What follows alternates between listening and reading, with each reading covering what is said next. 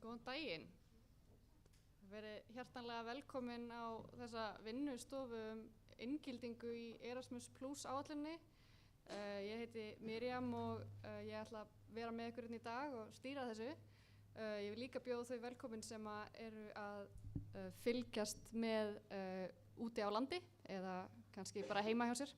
Við erum í beinu streymi og það er bara mjög gaman að geta boðið upp á þetta því að við erum náttúrulega land þar sem að fólk býr á alls konar stöðum sem að komast ekkert endilega alltaf á einhverja kynningar í Reykjavík. Þannig að þetta er svona, fyrir mig, þetta var svona fyrsta skipti sem að ég er með svona tækni fólk hérna. Ég ætla að þakka þeim fyrir að stilla þessu svona fínt upp fyrir okkur.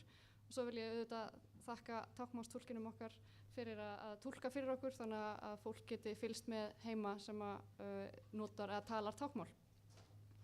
En já, ég ætla bara að byrja þessa kynningu. Þið megið stoppa mig og spyrja ef það eru einhverjar brennandi spurningar en við ætlum svona að reyna kannski að hafa þær í lokin.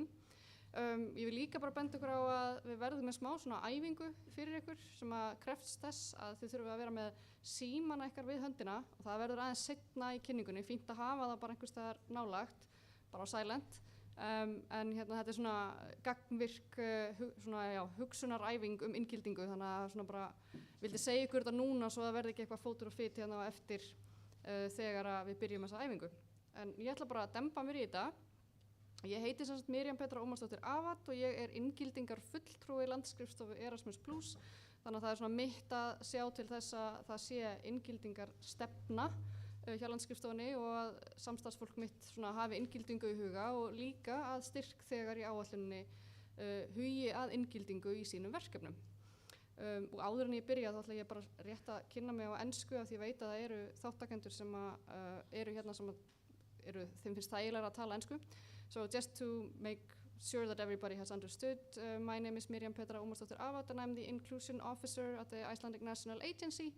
So I'm responsible for inclusion in the program here at the Icelandic Agency and I help my colleagues and hopefully now the beneficiaries to understand inclusion in the program better. Like I have previously said, the workshop will be in Icelandic, but I have provided slides and of course you are free to ask any questions in English at any time. Allavega, þá ætla ég að dempa mér í þetta. Þið vitið væntanlega flest hvað Erasmus Plus er en ef það er einhver vafaatriði með það þá er hérna Erasmus Plus áætlun á vegum Evrópusambandsins sem Ísland tekur þátt í á grundvelli EES samningsins og áætlunin veitir styrki til ýmissa mála á sviði menntunar, þjálfunar, íþrótta og æskulýðsmála. Og þetta er yfirleitt einhvers konar samstarfsverkefni með öðrum Evrópulöndum þar sem er kannski eitthvað flæði milli landana, starfsfólk eða styrkþegar fá styrki til þess að fara til annarra Evrópulanda og læra þá af störfum þeirra og svo kemur kannski fólk hingað og lærir af okkar störfum. Það geta verið námsferðir nemenda eða námsferðir þeirra sem að þið starfið með. Svo eru sumir sem eru með Erasmus aðild sem er svona ákveðin eins og svona áskrift af Erasmus Plus, ég veit ekki, kannski fæ kollega mína til þess að útskýra þetta betur og eftir fyrir þau ykkar sem ekki þekkja það. Og í ungmennastarfi það er kannski svona sá flokkur helst þar sem er hægt að fá styrki fyrir verkefnum innanlands, en annars er þetta mjög mikið líka flæði millilanda. Svo má ekki gleyma European Solidarity Corps sem er systur áætlun Erasmus Plus, oft skammstafað ESC alveg eins og Eurovision Song Contest, þannig að má ekki rugla því saman. En það eru semst sjálfboðaliða verkefni og samfélagsverkefni sem við sjáum þar. Þannig að þetta er rosalega fjölbreyttur hópur fólk sem getur notið góðs af þessari áætlun. Og bara til þess að sýna ykkur hverjir eru mögulegir umsækjendur. Þetta er rosalega fjölbreytt og þetta er svona litakóða hérna hjá mér, þetta endurspeglar ekki litina á post-it miðanum sem við létum ykkur fá hana áðan. En þetta eru allt frá því að vera háskólar eða aðrar rannsóknarstofnanir og opinberir aðilar yfir í leik-, grunn- og framhaldsskóla. Svo eru þetta aðilar sem að sinna náms- og starfsráðgjöf, starfsgreinasambönd, tungumálaskólar, símenntunarmiðstöðvar, bókasöfn og menningarstofnanir undir fullorðinsfræðslu. Og svo í æskulýðsstarfinu er þetta hópar ungs fólks, félagsmiðstöðvar, æskulýðssamtök og einhver samtök sem eru ekki rekin í hagnaðarskyni. Og svo eru náttúrulega íþróttafélög komin undir Erasmus líka því að við sjáum Erasmus sport og það er svona kannski pínu nýtt fyrir okkur að því að þetta er bara ný áætlun. og ýmis félagasamtök sem að kannski starfa á einhverjum ólíkum sviðum sem að tengjast eitthvað af þessu. Þannig að þið sjáu að þetta er mjög fjölbreytt og ég upplifi það mjög ofta þegar fólk kannski vinnur sérstaklega með einhvern einn hluta áætlunarinnar, þá þekkir það ekkert endilega hvað að gerast í hinum hlutunum, en það rosalega margt sem hægt að læra af milli ólíkra hluta áætlunarinnar. Þannig að mér spyrir fínt að það er svo gaman að þið eru svo fjölbreyttur hópurinn í dag. Það fólk úr alls konar kimum Erasmus Plus sem eru hér. Þarna sýnir þetta fjölbreytileikan í starfinu og mikil reynsla og þekking sem þarna sem við vonumst til þess að skili sér til ykkar í kannski umræðunum af því að það kannski einhver þekking á einhverjum ólíkum sviðum, ólíkt ykkar sem að þið getur lært eitthvað af. Það eru ákveðin forgangsatriði í Erasmus Plus áætluninni, þessari áætlun sem nú í gangi.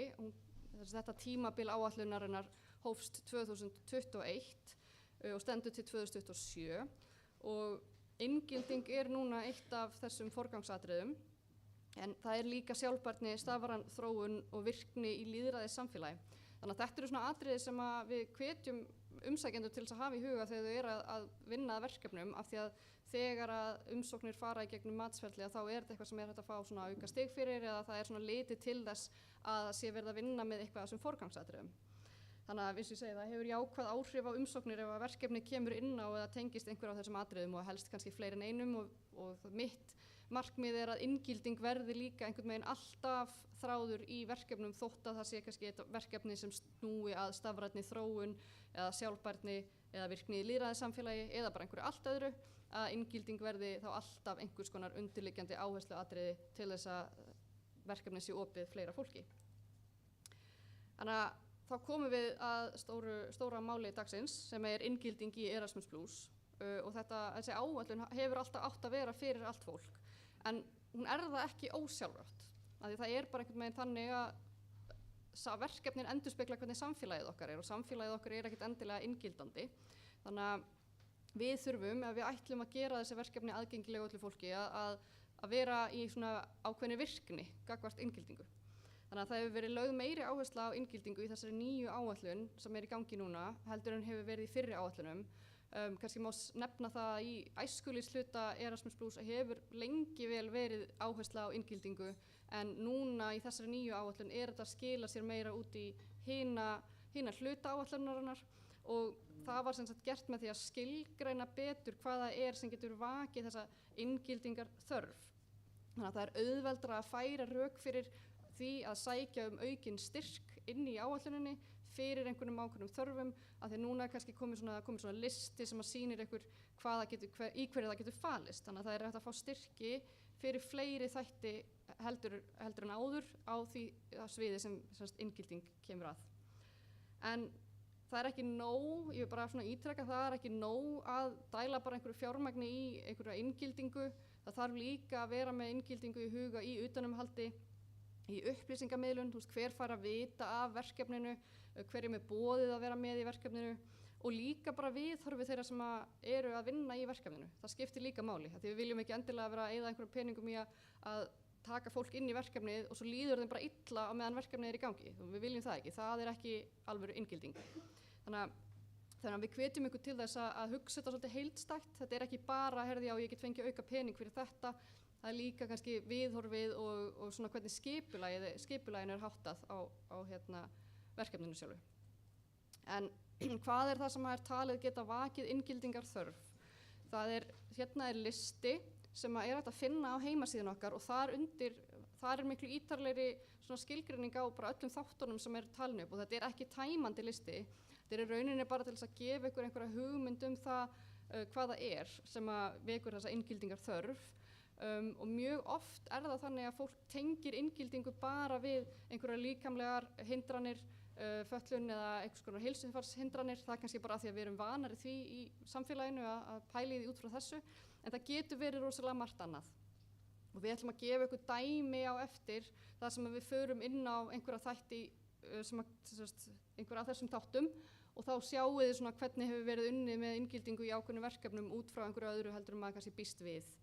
En bara svo ég fari yfir listana þá þetta náttúrulega fötlun og veikindi eða heilsufarsvandamál. Þetta eru hindranir tengdar menntakerfinu, til dæmis það að vera hvorki í námi eða þjálfun eða hafa bara ekki góða upplifun af menntakerfinu. Það getur krafist þess að fólk þurfi bara einhvern veginn ákveðin stuðning til þess að koma inn í verkefni.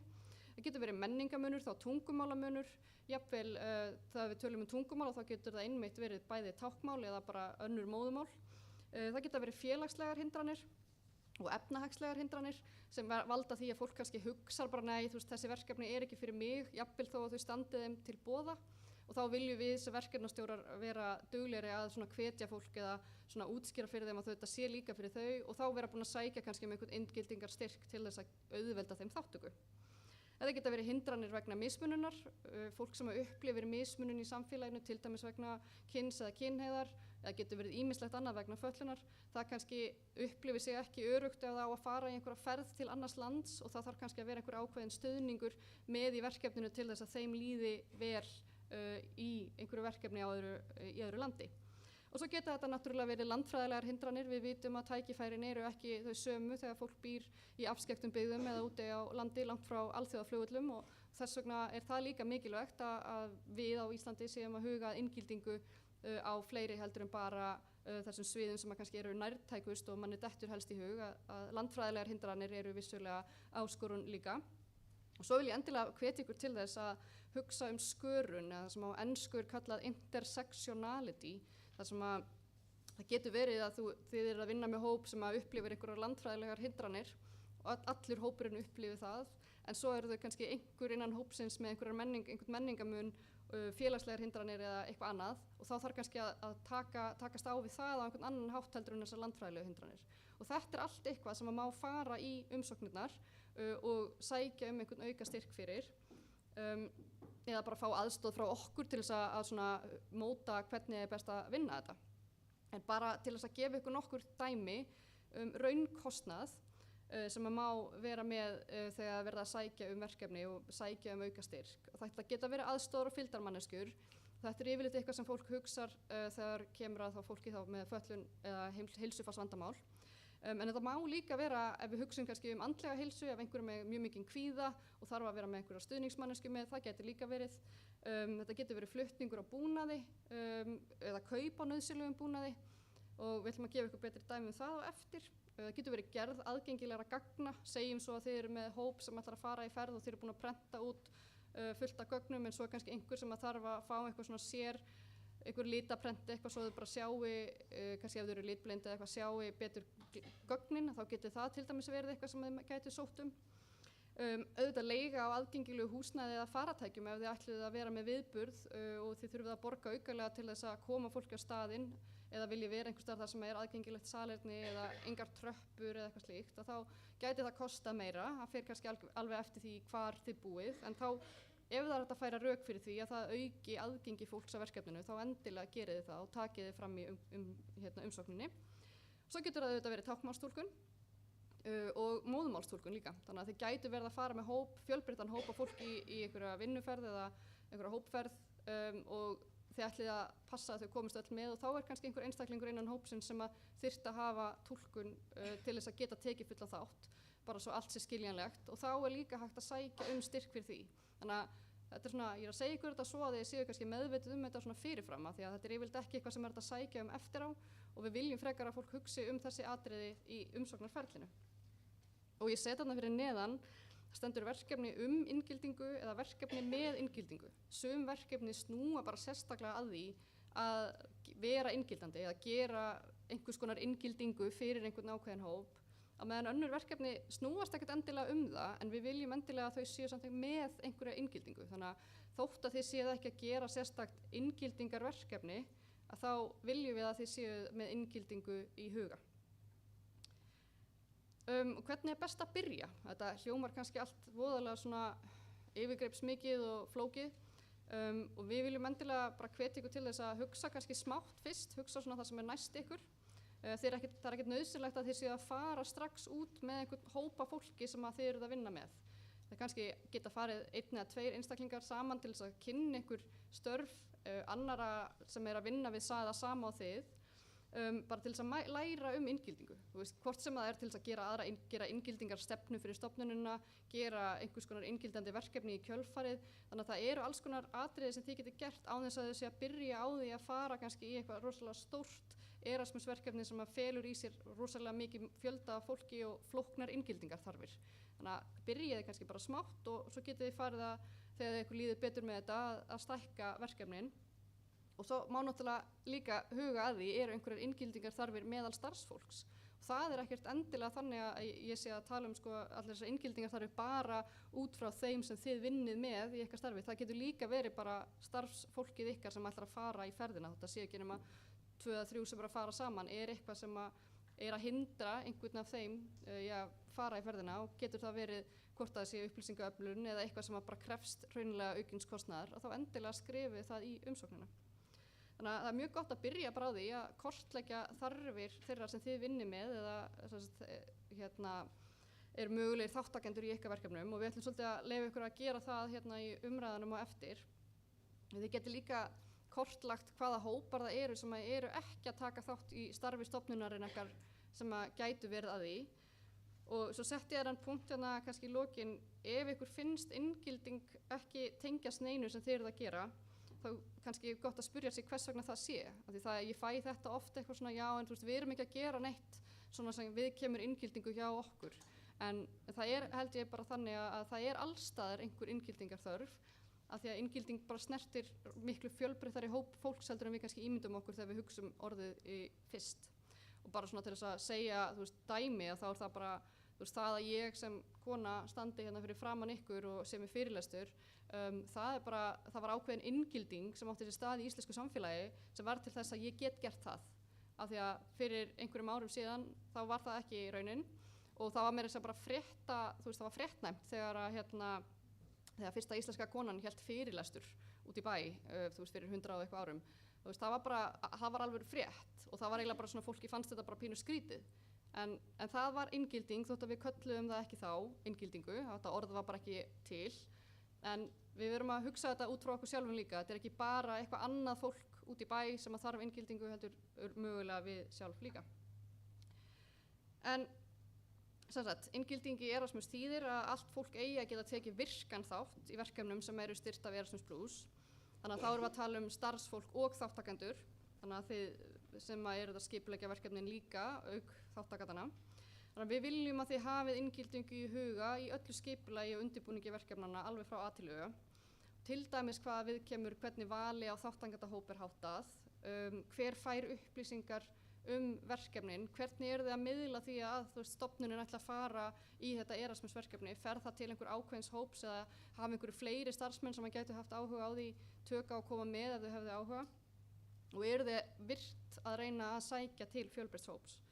Og verkefnið hannað með fjölbreytta þáttakendur í huga. Það líka eitthvað sem þarf að hafa í huga þegar við erum að skipuleggja verkefni, og við ætlum að gefa ykkur svona nokkuð dæmi hvernig það fer fram á eftir.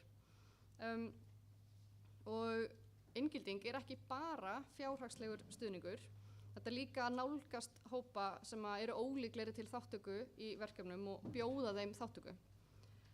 Áskorunin ofta þetta að gera inngildingu einhvern veginn rauðum þræði í öllu starfi, og það eitthvað sem við viljum endilega að þið hafið í huga. Þetta ekki bara eitthvað sem byrjar og endar inn í einhverju Erasmus-verkefni.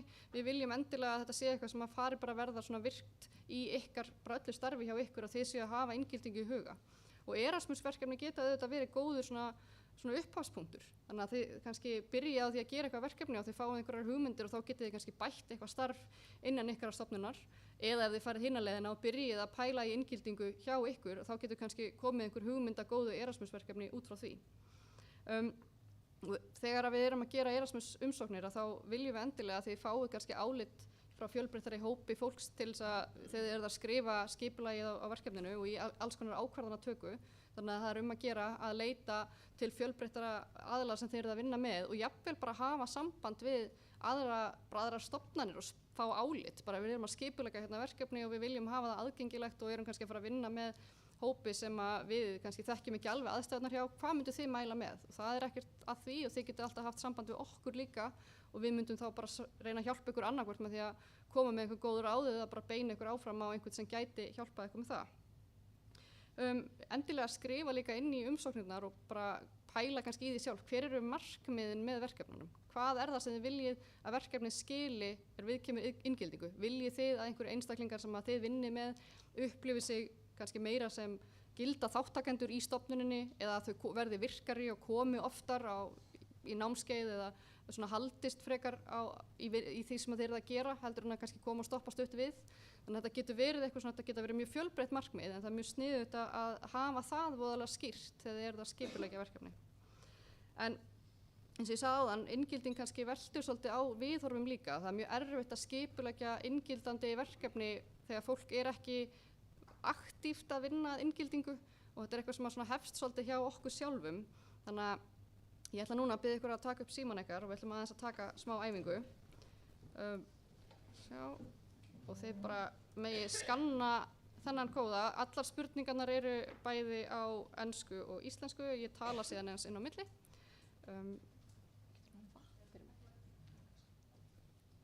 Þannig að þið þurfum bara að opna myndavélarnar og skanna þennan kóða en þið getið líka farið inn á menti.com í Vafra og slegið inn kóðan. Og þetta er ekki, þið þurfum ekki að hlaða niður neinu forriti eða neitt þannig. Takk.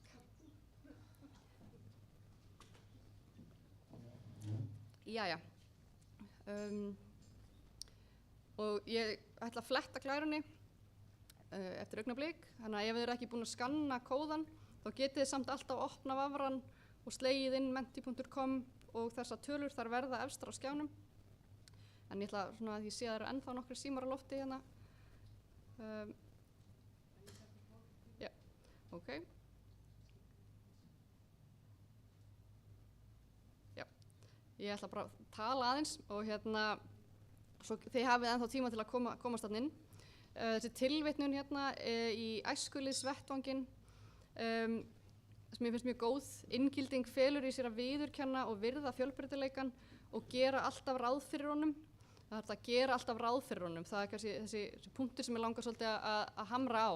Að við erum ekki að hugsa kannski inngildingu eftir á, frekar heldur en að vera bara herði á hverjar gætu verið inngildingar þarfinnar áður en við förum í verkefnið. Og inngilding snýr að því að virkja allt fólk til þátttöku og gefa fjölbreyttum hópi fólks kleift að taka þátt í ákvarðanatöku. Þannig að það er líka svolítið mikilvægt að við séum að hugsa þetta frá, eins og ég sagði, A til Ö og líka að leita ráða hjá þeim sem kannski eru meira snert af einhverjum inngildingar þörfum, heldur við sjálf. Bara svo ég þýði þessa tilvitnun af því að hún er ekki á ensku á glærunni. Inclusion involves recognizing and respecting diversity and always assuming its presence. Inclusion means that you make everybody active in their participation and give a diverse group opportunities to take part in the decision making of the projects. En já, svo ætla ég að leiða ykkur í gegnum þessa æfingu og þið munið læra ýmislegt mig í leiðinni. Þetta er persónuleg æfing sem ég bara bjó til en hérna þið sjá hvernig þetta fer. Ég ætla bara að byrja því að spyrja hvernig líður ykkur í dag? Bara svona þið fáið smá tilfinningu fyrir því hvernig þetta virkar. Og það er bara allt í lagi að líða ekki vel. Ég bara finn það í suma daga líður mér bara ekki vel, sérstaklega með allt sem er í gangi í heiminum í dag og þetta getur verið bara voðalega stressandi tími og hérna það er bara allt í lagi og ef þið viljið, þú veist, taka eitthvað smá pásu og hvíla ykkur og þá bara hef ég fullan skilning á því. Ég persónulega er bara ég er bara mjög ánægð að sjá hvað eru mörg í salnum og vonandi mörg að fylgjast með á netinu, en þannig að þið eru svona mestmegnis bara í allt í lagi eða hefða frábært og það er bara rosalega gott. Þannig að ég vona að þessi vinnustofa fari með ykkur að jákvæða tóna út í daginn með ykkur. Herru, byrjum að þessu. Þessi er kannski svona eina spurningin sem er svona eins og eitthvað skonar próf, en það er engin skömm ef þið vitið það ekki. Vitið þið hvað alt texti er? Do you know what alt text is? Og engar ágjur, ég mun segja ykkur svarið og það er saga á bakvið þetta. Já, eins og þið sjáið þá er svona kannski meiri hlutin sem að veit ekki hvað alt texti er. Alt texti er það texti sem að maður skrifar inn á myndir, þegar maður að setja myndir inn á heimasíður eða til dæmis í tölvupósta, þá kemur oft eitthvað svona, viltu setja inn alt texta og maður eitthvað svona, hvað, af hverju ætti ég að gera það? En ef maður þarf að nota svona skjálesara til þess að lesa upp af skjánum það sem þar, til dæmis ef maður með sjónskerðingu eða bara fólk sem blind, að ef það engin texti á bakvið myndina, þannig séð, sem að lýsir því sem á myndinni, þá les ekki skjálesarinn hvað á myndinni. Þannig að þá fær fólk ekki allar upplýsingarnar. Við vitum það að myndir segja oft fleiri en 1000 orð, en ef þú veist ekki hvað á myndinni, þá kannski fara einhverjar upplýsingar forgörðum. Þannig að þetta eitthvað sem við getum gert, sem að tekur okkur kannski 30 auka sekundur, þegar við erum að setja mynd inn í einhvers konar skjal eða í tölvupóst, ef þetta kemur upp, jafnvel að við erum að setja mynd á Facebook eða einhverja heimasíðu, að skrifa bara á þessari mynd maður sem stendur fyrir framan hús og hann heldur á blöðru eða eitthvað. Og þá erum við að tryggja það að einstaklingar sem að nýta sér þessa tækni til þess að vita hvað á textanum eða skjánum, að þá missa þau ekki af þessum upplýsingum. Og það ákveðin forréttindi að vita þetta ekki, af því að við þurfum ekki að reiða okkur á þessa tækni. Þannig að við þurfum bara að hafa það bak við eyrað að það eitthvað sem að við gætum gert sem væri meira inngildandi og nú vitið þið hvað allt texti Hversu oft á dag pælið þið í aðgengi? Eða how often a day do you reflect on accessibility? Þannig að þú veist, þegar að þið voruð að labba hérna inn í salinn, voruð þið að pæla eitthvað í því, já, betur aðgengi hér, betur salerni, voruð þið eitthvað að hugsa þetta? Bara gaman að sjá að þetta svona, já, það allavega enginn sem að setja hérna aldrei, það bara flott að það sé þannig, en ég var til dæmis í þessu svona sjaldan aldrei hluta þangað til að fyrir nokkrum árum að þá veiktist elsti bróður minn og nú notar hann hjólastóla því að hann lamaður fyrir neðan brjóst og ég hefði bara aldrei hreinlega pælt í því að þú veist ég væri kannski að fara á kaffihús eða veitingastæði þar sem að væri bara hægt að fara með niður tröppur eða ég bý á 3. hæð í mjög gömlu húsi og bróður minn getur hreinlega bara ekki heimsótt mig af því að hann kemst ekki upp í íbúðina mína. Það eru forréttindi sem ég hef sem manneskja sem að get gengið á báðum mínum fótum og hef engar aðrar aðgengisþarfir slíkar, þannig að ég bara hef ekki þurft að pæli því. Nú ger ég það hins vegar mjög reglulega, þannig að það er forréttindi að vera ekki alltaf að pæli því. Þannig að þau sem að búa við einhvers konar aðgengisþarfir, þau þurfa alltaf að pæli því.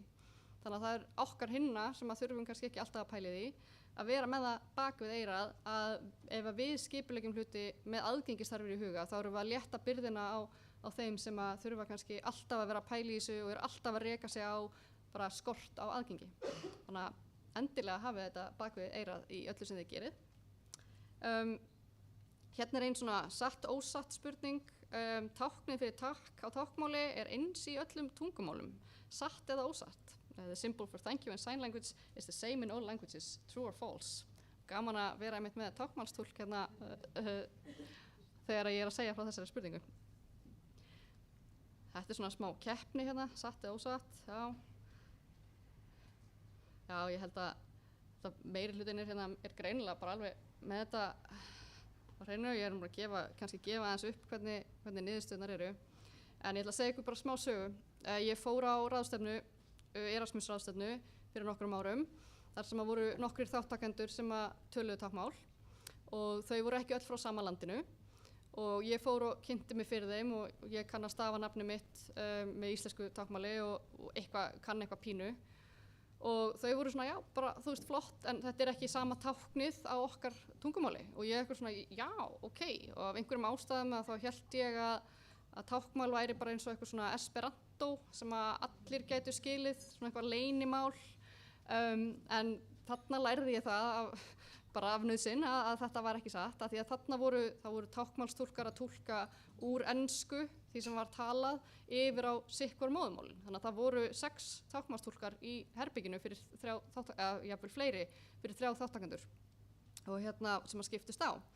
Og þá fattaði ég að þessi skortur á vitneskju hefði getað orðið til þess að ég geti skipulagt einhvern viðburð og ef það hefði einhver komið að viðburðin sem að talar ekki íslenskt táknmál og það hefði þurft að hafa annan túlk meðferðis til þess að túlka kannski yfir á ensku eða pólsku, það væri ekki nóg að vera bara með einn táknmálstúlk. Þannig að þegar þið eruð að skipuleggja verkefni, ef þið eruð að vinna með hópi sem að talar táknmál, þá er nauðsynlegt að hugsa þetta ekki bara út frá einu tungumáli.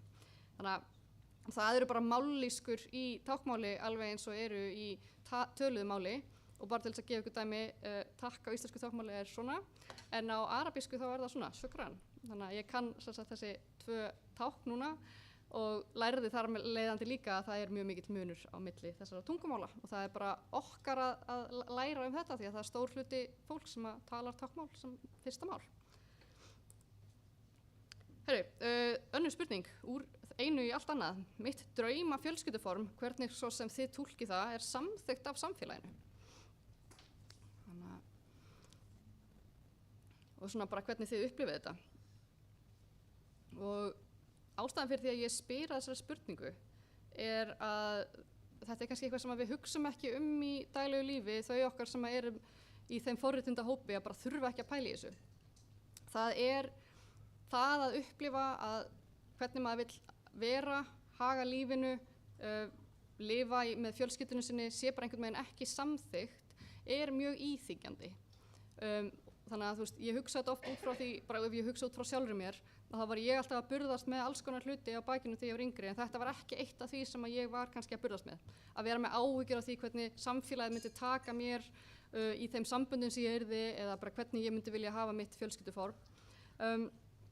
Og ég held að það sé bara mjög mikilvægt að við séum á bakvið eyrað að það er líka ákveðin svona andleg þyngsl sem að fylgja þessu, að vera einhvern veginn að upplifa alltaf þetta, ég bara þarf að passa mig, það er einhvern veginn, fólk mun ekki taka mér vel, út frá, við getum bara ímynda okkur alls konar þáttum, en ég er náttúrulega mjög mikið að tala hinseginleikann og ég vil bara að þið hafið það bak við eyrað að þetta er eitthvað sem að kannski fólki getur þótt kvíðvænlegt til dæmis við það að fara út í ferðir til landa þar sem að kannski menningin er öðruvísi.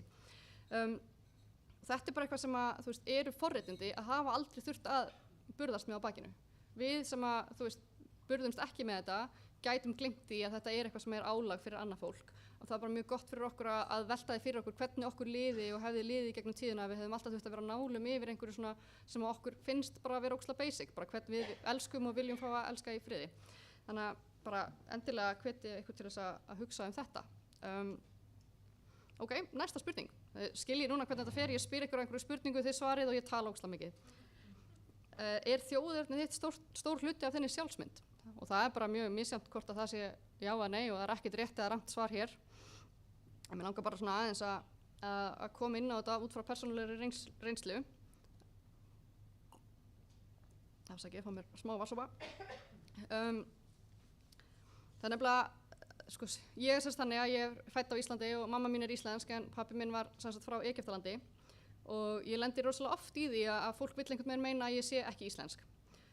Þjóðerni mitt er samt mjög stór partur af minni sjálfsmynd, þannig að ég er mjög stoltur Íslendingur mörgu leyti, horfi á Stellu Orlofi og syng lög þegar ég fer í útilegur og bara allir pakkinn. En af einhverjum ástæðum þá finnst fólkið að knúi að segja mér að ég sé ekki það sem ég tel að ég sé, og þetta er ógeðslega lýjandi og erfitt og sérstaklega þegar maður er yngri kannski. Og ég hugsa líka í þessu sama samhengi fólk sem upplifir það að þjóðerni þeirra í íslensku samhengi sé einhvern veginn eitthvað neikvætt, notað gegn þeim, notað þegar verða að tala illa það, og þjóðerni er oft eitthvað sem maður hefur ekkert vald á að breyta sjálfan sig, maður er með einhverjar tilfinningar gegn því, gagnvart því, og svo kannski upplifir maður neikvæð viðhorf annars fólks út frá einhverju sem maður getur ekki stýrt með sjálfan sig. Og það er mjög mikilvægt að hafa þetta líka í huga, þau eru að vinna með fjölbreyttum hópi fólks, hvernig þeim líður í þeirri búblu sem að hópurinn er eða sem samfélagið er, og hvað þið getur gert til þess að vera meira inngildandi. Er það að átta okkur á því að fólk sem skilgreinir sig sem Íslendinga getur verið fjölbreytt, eða er það líka að átta okkur á því að það er kannski einhver í hópnum sem er með blandað pólskt íslenskt ríkisfang og upplifir það að það sé alltaf verið að tala um einhverja, helvitis, og insert þjóðerni í umræðum, hvernig er menningin í kringum svona umræður í hópnum, og það þarf líka að vinna með það þegar verða að huga að inngildingu. Þannig að eins og sjáið, inngilding er mjög fjölbreytt. Hversu oft pælið þið í kynþætti í daglegu lífi, ykkar eigin kynþætti? How often do you think of your race per day? Og þá hugsum við náttúrulega kynþætti sem þá þetta er náttúrulega félagslegt fyrirbæri sem hefur verið skapað til þess að flokka fólk og við kannski trúum ekkert endilega á að kynþættir séu til, en þeir vissulega hafa áhrif á fólk í daglegu lífi. Og ég pæli, ég veit fyrsta lagi ekki hvað kynþætti ég myndi skilgreina mig, af því að þetta er voðalega skrítið hvernig þetta er allt einhvern veginn flokkað upprunalega og ennþá í dag. En ég veit bara að fólk sér mig ekki sem hvíta. Það er bara eina sem ég veit af því að ég hef upplifað það á eigin skinni. Þar af leiðandi þá pæli ég eiginlega bara alltaf í því hvernig húðin á mér er. Ég var að koma frá útlöndum og ég var bara í sólbaði sem var geggja næs, en svo hugsaði ég, er ég orðin of brún til þess að fara aftur heim til Íslands af því að ég upplifi meira af því að það sé verið að tala um mig á ensku eða verið að segja eitthvað um mig þegar ég er aðeins dekkri yfirlitum heldur en þegar ég er mjög föl eftir heilan vetur á Íslandi. Og þetta eru bara mjög svona sakleysisleg dæmi um það hvernig þetta getur verið alltaf eitthvað sem maður pælir í, alltaf þegar maður fer út í búð, alltaf þegar maður fer inn í einhverja stofnun, alltaf, hvernig mun fólk taka mér út frá því sem ég stýri ekki við sjálfa mig, sem er bara húðliturinn minn. Þannig að oft er það þannig að fólk sem að verður fyrir kynþáttafordómum, það er alltaf að pæla í þessu. Og okkur hinum sem að kannski pælum sjaldan, aldrei eða bara stundum í þessu, okkur finnst það kannski skrítið, eins og þau séu bara eitthvað svona obsessed með kynþáttinn sinn, en það er miklu frekar það að reynsla þeirra hefur sýnt það að þau þurfa að vera að pæla í þessu og þau neyðast til þess að pæla í þessu. Og til þess að vera meira inngildandi þá þurfum við að setja okkur í þau spor að bara sitja og hlusta og vera opin fyrir því að við tengjum kannski ekkert endilega við þessa reynslu og það getur verið að það þurfi að vera einhver umræða um þetta annarkvort innan stofnunarinnar eða í hópnum sem er að fara saman í einhverja ferð. Af því að svo getum við lent í því að kannski í ferðinni upplifir kannski einhver einstaklingur í hópnum eitthvað áreiti eða fordóma og það þarf hópurinn að geta kannski tekist á við það eða verið til staðar því það er ekkert verra heldur en það að lenda í fordómum og segja einhverju frá því og fá svo að heyra bara að maður ekki að taka því alvarlega og bara slaka hans á. Því þetta er eitthvað sem að tengir mann oft við einhverja mjög sárar lífsreynslu sem getur verið miklu alvarlegri heldur en það kannski litla atvik sem að maður sér að gerist. Þannig að mjög gott að hafa þetta bak við eyrað. Svo erum við að koma að lokum að þessari æfingu. Mér langaði bara að forvitnast hvort að þið hafið einhvern veginn upplifað útilokun á eigin skinni. Og þið getið vert við 1 eða 2, hvort það var viljandi eða óviljandi eða bæði eða ekkert. Og það er bara frábært að það sé fólk sem hefur aldrei upplifað útilokun. Ég er bara ánægð að heyra það. En ég held að við könnumst nú flest við að hafa upplifað einhvers konar útilokun. Og bara ef við sitjum aðeins svona með þessari tilfinningu, að upplifa það að vera skilin út undan eða það sé ekki verið að gera ráð fyrir þátttökumanns, bara hvernig manni líður í þessu mómenti. Og okkur finnst oft auðveldara að henda reiður á það að það sem að gerist viljandi, það er rosalega slæmt, útilokun sem gerist viljandi er mjög slæm, en getur alveg vakið jafn neikvæðar tilfinningar þegar það gerist óviljandi, þegar það bara gleymist að taka þátttökumanns til greina, þegar maður er bara einhvern veginn ekki með af því að það hugsaði enginn fyrir því að maður ætti að vera með. Og ef ég kem bara með mjög lítið dæmi frá mér persónulega, að þá, ég er með fæðuofnæmi og þegar ég var yngri var ég með meira fæðuofnæmi heldur en ég er með í dag. Og það var mjög oft þannig að ég lét vita, svo mætti ég á staðinn og það var ekkert búið að pæli því að ég væri með fæðuofnæmi og það var bara engin matur sem ég gat borðað og það var kannski bara svona, já, viltu fá samloku með osti og skinku eða eitthvað, og ég eitthvað svona, já, allt í lagi, en allir aðrir voru kannski að borða einhverja fína máltíð. Og þetta er bara ógeðslega lítið dæmi, en sem manneska sem hafði upplifað einhvers konar útilokun fyrir eitthvað ýmislegt annað, þá að vera að upplifa einhverja fordóma og bara svona kannski að koma úr einhverju hverfi sem að fólk var með einhverja neikvæðar hugmyndir og svona. Bara þá hleðst þetta svona ofan á og þá þegar ég fekk ekki matinn sem ég hafði óskað eftir, þá fekk ég bara svona, já, ég er bara eitthvað, ég er bara aldrei velkomin einstaðar. Þótt að það sé ekkert endilega satt, þá er þetta tilfinningin sem það vekur. Þannig að ég vil endilega að þið hafið bak við eyrað þegar þið eru að skipuleggja verkefni, að ef þið eruð ekki að huga að inngildingu, þá getið þið verið óviljandi útilokandi gagnvart einhverjum, þótt að þið meinið það ekki. Og auðvitað er það hvernig þið meinið það, náttúrulega auðvitað skiptir það máli, en fyrir einstaklingin sem að upplifir það getur verið alveg jafn sárt og upplifa einhvers konar viljandi útilokun eða vera viljandi skilin út undan. Og bara svona til þess að ljúka þessari æfingu, þá langaði okkur lengur að sjá hvort að þið væri með eitthvað svona, ef þið pæla aðeins í því, hvernig ykkur leið þegar þið upplifið útilokun, hvort þið hafið eitthvað svona orð sem að þið getur sett inn, sem að hvað hefðu þið þurft, bara ef þið ímynda ykkur eitthvað dæmi útilokun, hefði það verið skilningur, stuðningur, bara eitthvað sem ykkur dettur í hug. Þið þurfum ekki að nota þessi orð, en væri bara gaman að sjá hvað þið sem að svona, hvað hefðu þið þurft á að halda þegar að þið lentuð í einhvers konar útilokun. Sýnt virðing, já. Þolinmæði, já, frábært. Hlýja, já, frábært, gaman. Samkennd, já. Þetta sem að samkenndin að koma svolítið sterk inn, tillitssemi, skilningur. Og þetta óslega frábært að sjá þetta, af því að við vitum það að þið greinilega, já. Ef þú upplifir útilokun, já, hún skildi ekki alveg spurninguna, bara svo þau sem eru í streymi heyri, ef þú ert að upplifa útilokun, í þessu mómenti þar sem þú upplifir útilokuna, hvað hefðið þú þurft til þess að líða betur?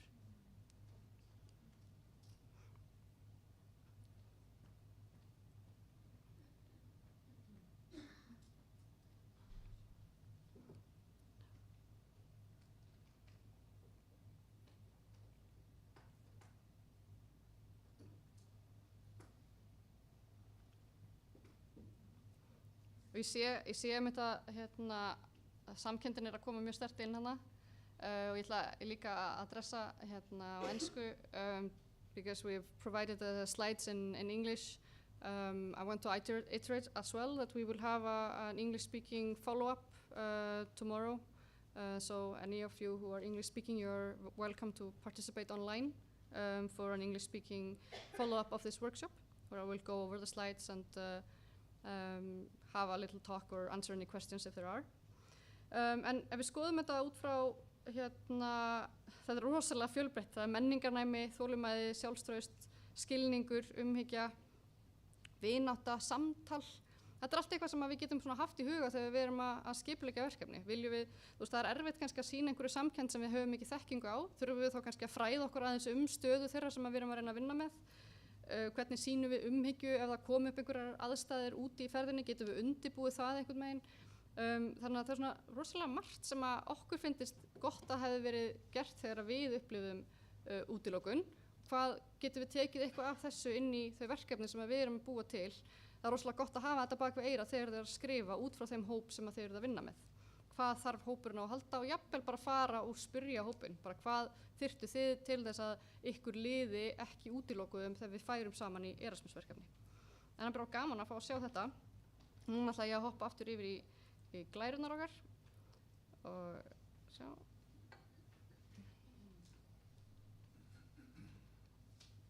Svona.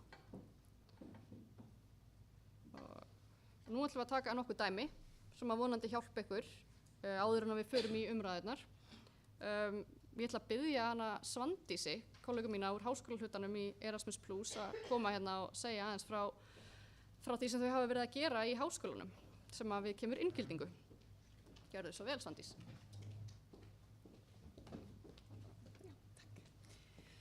Komið sæl. Já, ég heiti Svandís og ég starfa í háskólateymi Erasmus Plus. Og Miriam bað mig aðeins að segja frá þeirri inngildingavinnu sem við erum búin að vera að fara í háskólahlutanum. En í háskólahlutanum þá er hægt að sækja inngildingastyrk og hún fór aðeins yfir þennan raunkostnaðarstyrk sem er hægt að sækja og það er í rauninni ekki tæmandi listi yfir hvaða hópar geta sótt þar En svo erum við líka með þennan top-up sem er þá föst upphæð á mánuði sem kemur aukalega ofan á mánaðarlegan styrk til nemenda sem að fara í skiptinámi eða í dvöl erlendis. En líkt og og já, bara svo ég taki fram þá þetta á í rauninni bara við háskólahlutann. Þetta er bara hægt í háskólahlutann en ég hugsa að þið getið samt lært eitthvað af þessari vinnu sem við fórum í. Og líkt og Miriam tók fram áðan þá er gott að byrja bara smátt og það er nákvæmlega það sem við gerðum þegar þetta varð option í háskólahlutanum er að við byrjuðum smátt og komum með þetta fyrsta viðmið nemendur með börn undir 18 ára. Það þýddi að nemendur með börn undir 18 ára sem að voru að fara í dvöl erlendis í gegnum Erasmus Plus í háskólahluta þau gátu fengið þennan auka 250 evrur á mánuði. En við vildum endilega gera betur og fórum þá og áttum svolítið bara opið samtal við alþjóðafulltrúa háskólana og við komum með dæmi mörgu viðmið sem að landsskrifstofur bara í öðrum löndum Evrópu voru að nota og bárum þessi viðmið undir háskólana og þau hjálpa okkur að sigta út viðmið sem að áttu vel við á Íslandi. Og þá frá skólaárinu 2023 þá erum við búin að vera með þessi viðmið í miðjunni. Frá og með að þessi viðmið í miðjunni fór á stað, þá fengum við ennþá fleiri áköll frá háskólanum að fá bara ennþá fleiri viðmið. Þannig að þá vildum við ganga ennþá lengra og við settum á stað inngildingar vinnuhóp sem var þá samansettur af alþjóðafulltrúum háskólana og einum starfsmanni landsskrifstofunnar. Og þá fórum við bara í ítarlega vinnu að identifæja hópa og hvaða hópa þeim fannst vanta þarna inn og að því að í rauninni þá erfitt fyrir okkur að sitja á einhverju skrifstofu og reyna átt okkur á hvaða hópar þurfa fleiri aðstoð og það miklu frekar alþjóðafulltrúnir sem að vinna hands on með nemendurum sem að geta farið í þessa vinnu að átta sig á hvaða hópa vantar, hvaða hópar eru ekki að fara í skiptinám eða út í einhverjar dvalir. Þannig að við það bættust þessi tveir hópar sem eru neðst niðri. Það eru nemendur með efnahagslegar hindranir og nemendur með búsetu á landsbyggðinni. Og við erum nýbúin að fá þessi tvö viðmið núna samþykkt og þau munu þá taka gildi frá með skólaárinu 2025 til 2026. En líkt og ég sagði þá þetta topp-up þetta á aðeins við háskólahlutanum en mér langaði bara að nýta þetta tækifæri til þess að hvetja ykkur til þess að hugsa út fyrir ramman. Setjist þið niður, eigi samtöl við kollega, við styrkþega, við nemendur, hvaða hópar eru ekki að sækja að fara einhvers út í dvöl eða hvað sem er. Þannig ég vil bara, hvetja ykkur til þess að eiga þessi samtöl við hvort annað og bara aðstofa hvort annað við að reyna að identifæja hverjir þurfa aðeins meira aðstof. Takk fyrir. Takk Svandís. Það er búið að vera mjög gaman að fylgjast með þessari vinnu hjá alþjóðafulltrúunum í háskólanum af því að það krefst náttúrulega alltaf einhvers samtals og það er svona samtalið sem við viljum kannski hvetja ykkur til þess að reyna að gera þótt að það sé kannski ekki alveg þannig að þetta eigi við aðra sektora, það séu svona top-up styrkir en bara sjá þessa vinnu eiga sér stað sem að fólk var fyrst kannski bara þetta er allt of flókið og svo þegar þau fóru að vinna með þetta þá svona þetta er kannski ekkert svo flókið. Við getum alveg gert þetta og við getum þá reynt að bjóða fleirum aukinn stuðning til þess að vera með. Þannig að mér finnst þetta bara frábær vinna og bara búið að vera gaman að fylgjast með þessu. Ég ætla rétt að segja ykkur frá einu jafningjafræðsluverkefni sem var í hinu húsinu og svo ætla ég að fá hann Óla til þess að koma stuttlega og segja frá næsta punkti. En bara til þess að gefa ykkur dæmi, þá var verkefni, æskulýðsverkefni í hinu húsinu sem að fólst í því að ungt fólk þar í jafningjafræðslunni var að vinna með ungu flóttafólki og þau vildu gera, bara þau ætluðu að hafa svona, já. Hinu húsinu, þú meina hitt húsið sem er niður í Elliðaá? Já, akkurat, já. Hitt húsið er sem sagt í Elliðaádalnum og þetta er svona miðstöð fyrir ungt fólk. Það er þarna mjög mikið og fjölbreytt starf, æskulýðsstarf sem fer þar fram. En já, þau sem sagt voru með verkefni fyrir ungt flóttafólk og þau voru búin að hanna þarna eitthvað svona dag þar sem að unga flóttafólki átt að fá að prófa að gera eitthvað svona mjög típiska íslenska hluti sem að unglingar gera og það var bara frábært verkefni og algjörlega til fyrirmyndar en þau fengu mig inn í verkefni til þess að koma og veita þeim smá ráðgjöf hvað þetta varðaði upp á þau væru nú almennilega inngildandi og þegar við fórum að skoða dagskrána sem þau höfðu teiknað upp og þá ætluðu þau að fara með hópinn í sund. Og ég sagði já, það er nú kannski misjafnt eftir hópum flóttafólks hvort að þeim líði þægilega með það að fara í blönduðum hópi í sund, sérstaklega með fólki sem þau þekkja kannski ekki, af því að sundmenning er ekki rík allstaðar eins og hún er hér og þá tókuðu þá ákvörðun að breyta til og fara frekar með þau, sýna þeim sundlaug, sýna þeim hvernig maður fer í sund og hvar maður kaupir miðana og hvað það kostar og fara svo frekar með því í einhverja leiki og fara í ísbúð og gera eitthvað annað, af því að þau höfðu bara ekki hugsað út í það að það væri kannski bara ekki gaman fyrir hópa fólki sem hafði aldrei hist að fara í sund einhvern veginn í fyrsta skipti í svona stórum hóp. Þannig að þetta var bara eitthvað sem það hafði ekki dottið í hug, en þetta var mjög inngildandi af þeim að fá þessa ráðgjöf áður en að verkefni byrjaði það hvernig þau gætu hannað það þannig að það yrði þægilegast fyrir þau öll. Óli, þú mátt endilega koma og segja frá þessu ungmennaskiptaverkefni sem að þú þekkir ágætlega.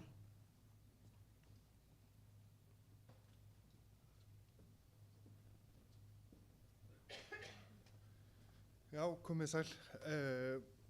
Við erum með styrktiða fyrir austan á Egilsstöðum sem hefur verið að sækja hjá okkur í æskulýðshlutanum fyrir ungmennaskiptaverkefnum og í einu af verkefnunum þeirra þá voru það að vinna með svona einstaklingu frá Írlandi sem voru komið frá svona, eru með færri tækifæri eins og við köllum og komu jafnvel frá heimilum þar sem var ekkert mikið á milli handana og þau nýttu inngildingarstyrkin til þess að kaupa göngubúnað fyrir þessa þáttakendur vegna þess að þau hafði átti ekkert öll fjallgönguskó eða slíkt og þessi styrkþegi semst búin að sækja fleiri verkefni hjá okkur og núna til dæmis verið að vinna með það að sækja fyrir útilegubúnaði og slíku sem að þau vita að einstaklingarnir hafa ekkert, eiga ekki eða hafa jafnvel ekki efni á að kaupa.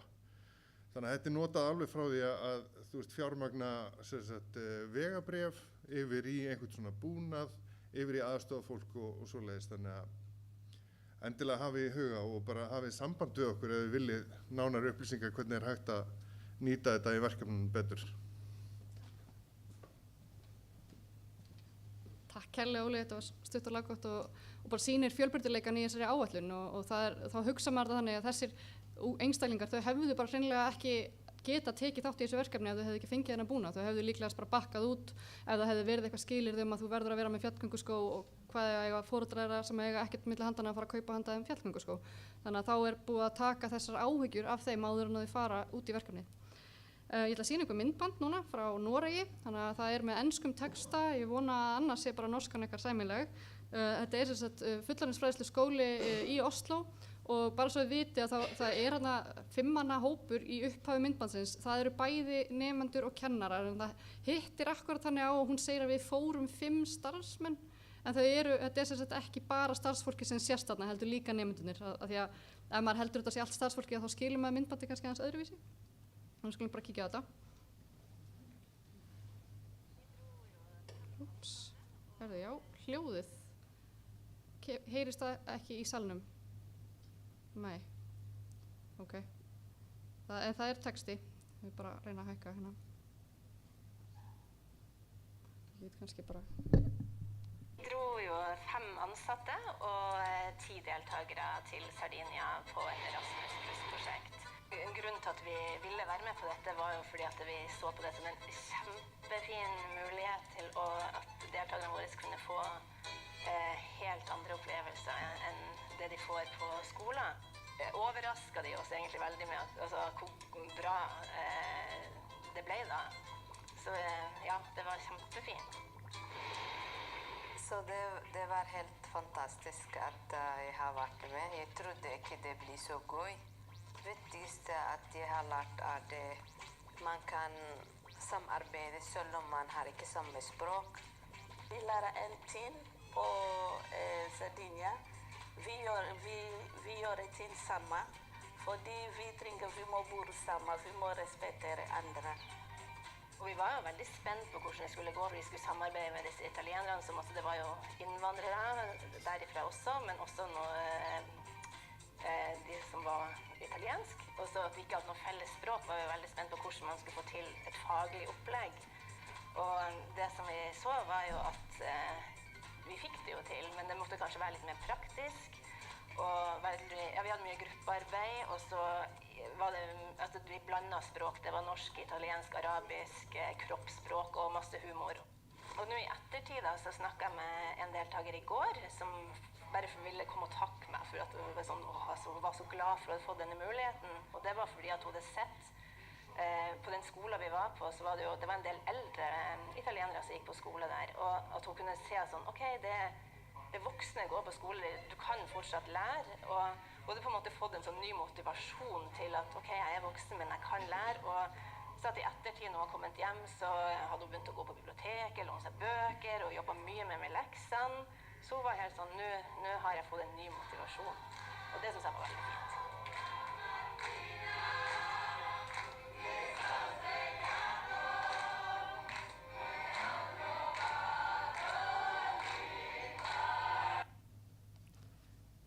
Já, mér finnst þetta mjög skemmtilegt myndband og af því að við eigum kannski ekki mörg svona myndbönd hérna frá Íslandi þá vildi ég endilega sýna þetta frá sem að norsku kollegar okkar senda okkur daginn.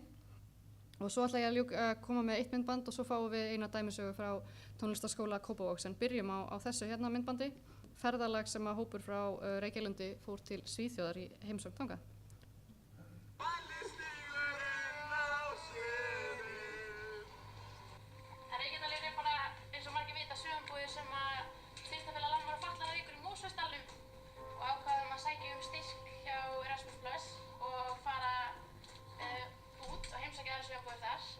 Ég vil meina það bara að þetta hafi gert okkur öll bara sterkari hóp þessi ferð, sko.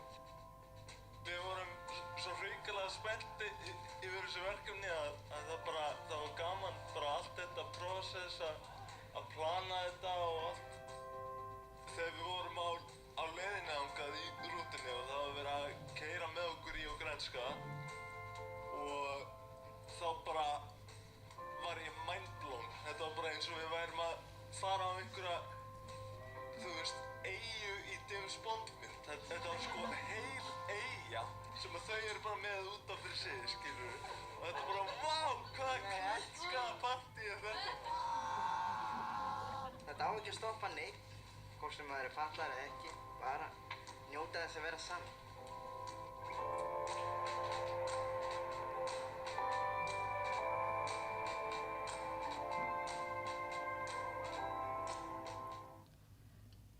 Eins og þið sjáu þá þetta bara mjög fjölbreytt og skemmtileg verkefni sem eru í boði í Erasmus.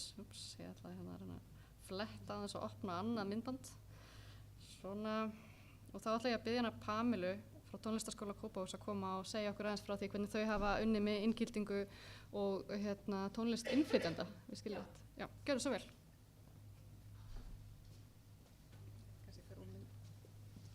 Góðan daginn.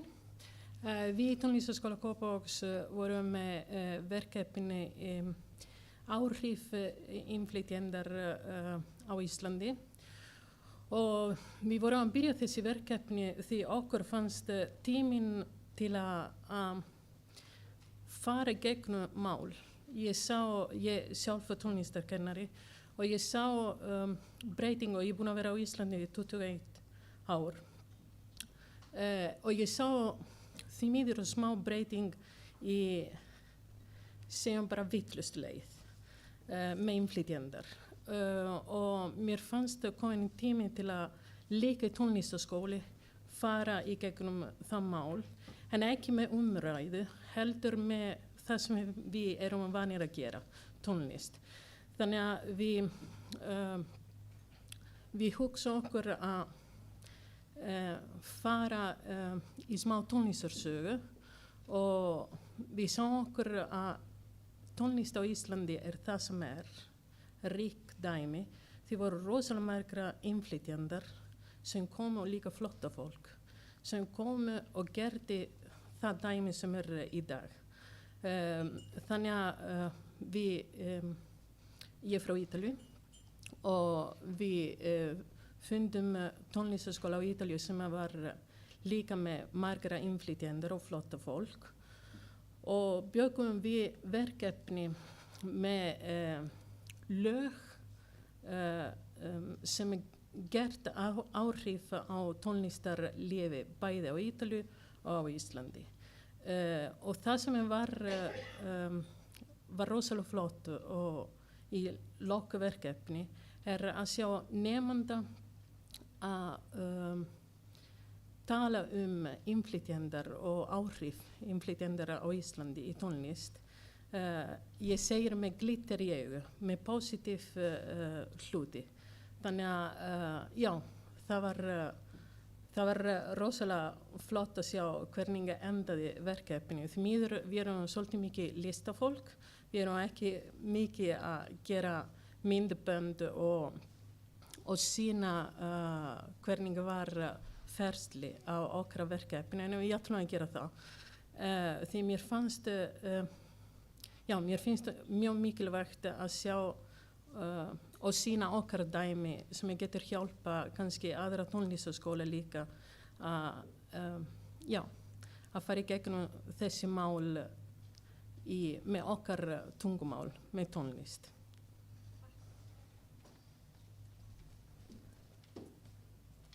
Takk kærlega Pamela, og eins og þið sjáu þá þarna var verkefni þar sem að jákvæð áhrif innflytjenda var bara svona þema í verkefninu. Það var kannski ekki endilega verið að sækja einhvern inngildingarstyrk fyrir flutninga á einhverjum búnaði, en það var bara búið að gera verkefnið á mjög inngildandi hátt bara til þess að hafa einhver jákvæð áhrif út í samfélagið. Og þetta bara, núna fyrir við að þetta í umræðuhópa, þannig að það verður svona praktískara núna það sem að eftir kemur, en ég ætla að enda þetta á að spila fyrir einhver myndband frá tónlistarskólanum bara til þess að loka þessu svona, þannig að þau sem eru á netinu geta farið inn á Teams og þar taka samstarfskonur mínar Embla og Margrét á móti þeim fyrir umræðuhópin þar, en bara svona, þannig að núna það að þið getið svona aðeins slakað á og ég ætla að leyfa ykkur að njóta tónlistar frá tónlistarskóla Kópavogs svona í lokin. Sjá.